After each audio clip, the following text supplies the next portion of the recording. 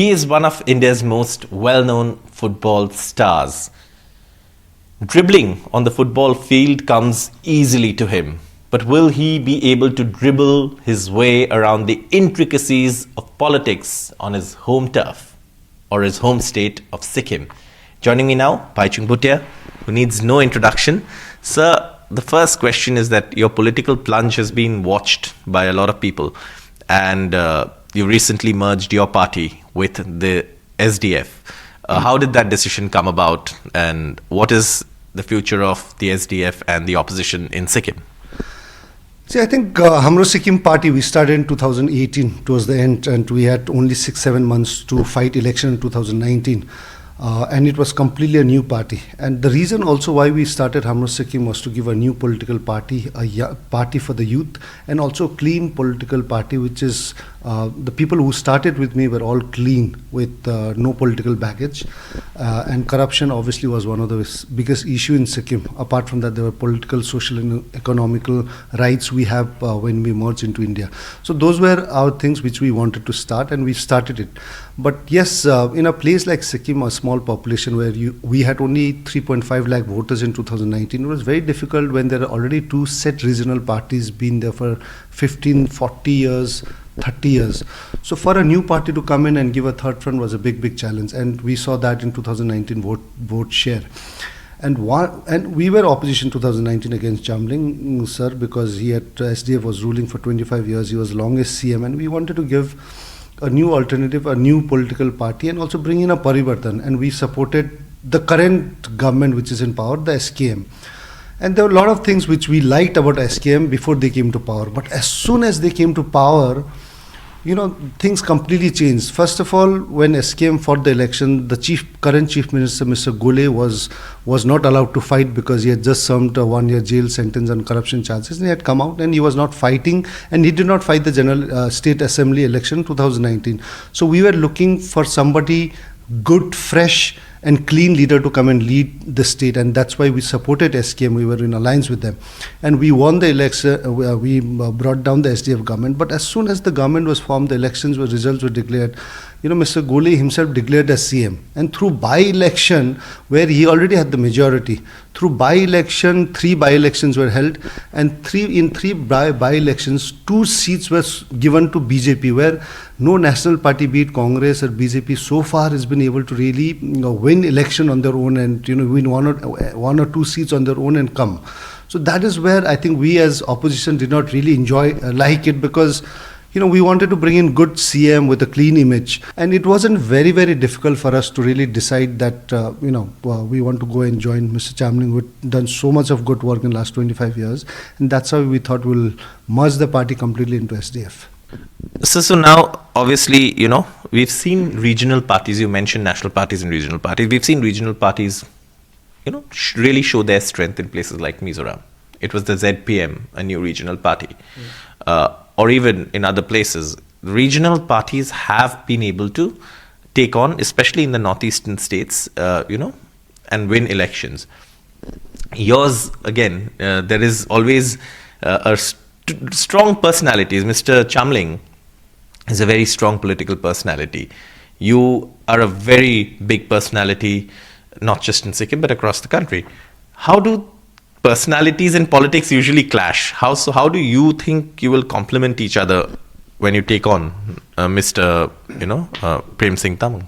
I think personality with Mr. Chamling is not going to clash at all, because I think he's been one of the tallest leaders, just not in Sikkim but across India as well. He's been the longest CM in India, and under his rule, 25 years of SDF rule in Sikkim, I think we've seen huge major changes in terms of development, in terms of changes in social life, economical standard of people have grown.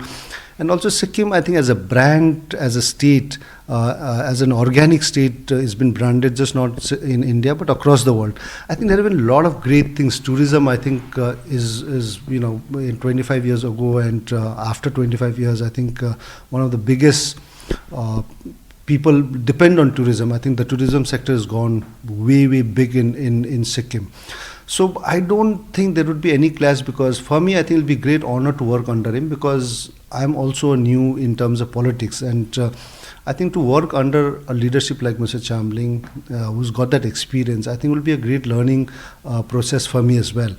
At the same time, I think if your point on the regional parties across India has been very strong, and Sikkim has had that history.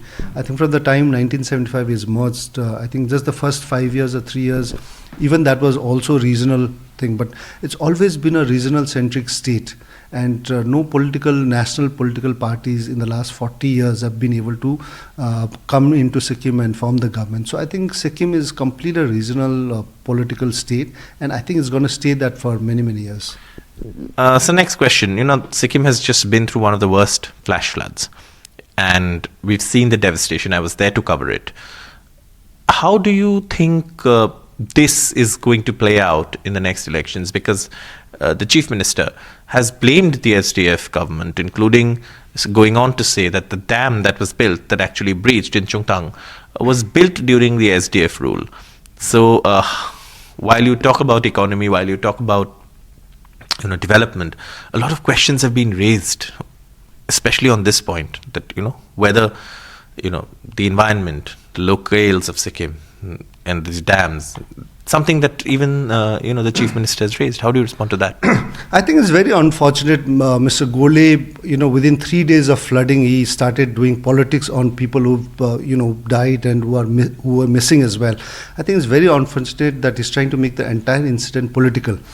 The biggest problem was, I think, is completely irresponsible CM who was running the state in last 4.5 years. Now, if you look at the history of the Lonak Lake, now this dam was in danger for almost a decade, 10, 12 years. Even in SDF time, there was a warning on Lonak Lake is going to burst anytime. During the SDF time, they brought in the biggest, some of the biggest scientists across, including Mr. Sonamongchuk from Ladakh, who was a glacier expert. They actually tried draining out. They in fact drained out, taking pipes through helicopters. They drained out the lake to make that lake, drained out the water from the lake, so that even if it bursts, the damage is not going to be more. Though it did not burst in SDF time. Now, in the last 4 years, under Mr. Golay and SKM government, there have been continuous warning from National Disaster of Government of India under Home Ministries given in writing on the National Disaster form in the booklet, saying that the Lonak Lake is in a big danger. There have been scientists who's come in 2021, 22 and done a thorough study and gave a complete report that formed even a committee with Government of India and Government of Sikkim on the Lonak Lake being danger, the glacier lake which is in big danger about bursting it. Even that reports were not taken seriously. Government of India has sanctioned 20 CR as a pilot project to Sikkim government to make sure that the Lonak Lake, which is about to burst, has to be taken care. Even that has not been done. So after all that warning, so much of warning by all the scientists to experts, the SKM government did nothing. So the source of entire disaster has been Lonak Lake bursting, because the government did not take any action when the warnings have come in. So once that has been burst, I think that's where the entire flooding and the dam which was in Chungtang, the Teesta Urja dam, also got washed away. The dam gates should have been opened. People should have been warned properly. Entire belt from Chungtang to Singtam, Rangpo, where people lost their houses, they've lost their important documents, they've lost valuables, they've lost lives as well. I think the entire setup was completely, it was not, the administrative completely failed. And within 2 days of dam getting burst, without any investigation, Mr. Golay goes on to say to the media that because the quality of the dam was not good. And where did he get that report to say it within 2 days? And I think it's been a big failure of Mr. Golay and SKM government, and is now trying to pass that into dam, which Mr. Chamling's got nothing to do with. Even if the dam construction quality was bad, Mr. Chamling's got nothing to do with it. You need to take actions against the people who's built it. We've seen a lot of Calcutta during the elections had a flyover, it fell off. Now you can't blame the CM. I think whoever is constructing the flyover, you need to take in charge. Even Gujarat during the elections, there was a bridge that collapsed. You don't say that you can't. Say that CM is fully responsible to it. I think you can only let out and give it to companies to build it. If the companies don't build it properly, the investigation has to happen. But in this scenario, I think he's trying to make it political and pass the blame game to Mr. Chamling. Sir, I think we've spoken enough of politics, and of course, your political journey will be interesting to watch. And football, India's qualifying in the AFC. How do you see that? Because is that many feel that this could be India's road to qualifying in the World Cup? I think Asia Cup is the biggest test for Indian players in Indian football because World Cup is the biggest tournament for any Indian footballer to play, and second biggest tournament for any Indian footballer to play is Asia Cup, because these are the two tournaments the biggest names of Asian football comes and play in this tournament. So I think it's going to be a big test, and if India can perform well in the Asia Cup, I think that can really tell us where we stand and how far we are and how far away we are from playing the World Cup.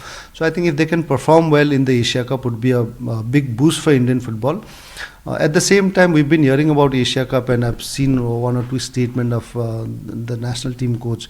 I think it's important that the team gets enough time to prepare, because we are still a developing country, and so we can't exactly do what today France and Brazil, Argentina and England are doing.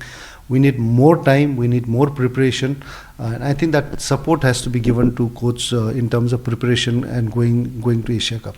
But at least in the performance of the national team, you need to give credit to Stamak and his team and the players. I think they've done quite good in terms of winning tournaments, at least in India.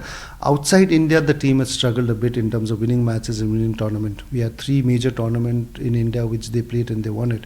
But technically, I think the team has performed. But that has got nothing to do with the way they've been running, because it's the technical committee that reappointed Mr. Stamak and gave him opportunity to continue till Asia Cup. And when you give coach a longer period of time, I think that's where the results are, will come. And sir, I think when it comes to football, one of the things is that, India's, I think people say we lack strikers, because a lot of our domestic football, we have, strikers from other countries who come and play in the forward positions. Is that something that you agree with? Yes, I think, we completely rely on Sunil Chhetri for the national team to score goals, and he's not getting younger, and this could be his last Asia Cup as well. And after Sunil, we need somebody to be, in his position to deliver and score goals, consistently. We've had good players right now as well, but the other way, if you look at it, I think overall the team is playing as a team. I think a lot of, if you look at our generation and maybe before that, there were 2-3 players, people relied on. And it wasn't a complete team game, and you had to really rely on individual brilliance to do that. But right now, current Indian team, when I've been seeing and following their performance, I think it's been a complete team effort. Yes, you need players like Sunil, one outstanding player, to really, take out and win matches in a difficult circumstances. But I don't really see somebody scoring consistently over a period of time like what Sunil has done, and that is one of the biggest challenge. But overall, I think as a team, I would say I think they're playing much better. They're still relying on Sunil to score, but you'll have to have some strikers coming and scoring goals consistently. Thank you so much, sir, for speaking to NDTV. We wish you all the best in your political journey, and also your thoughts on football. Thank you so much for giving us time. Thank you.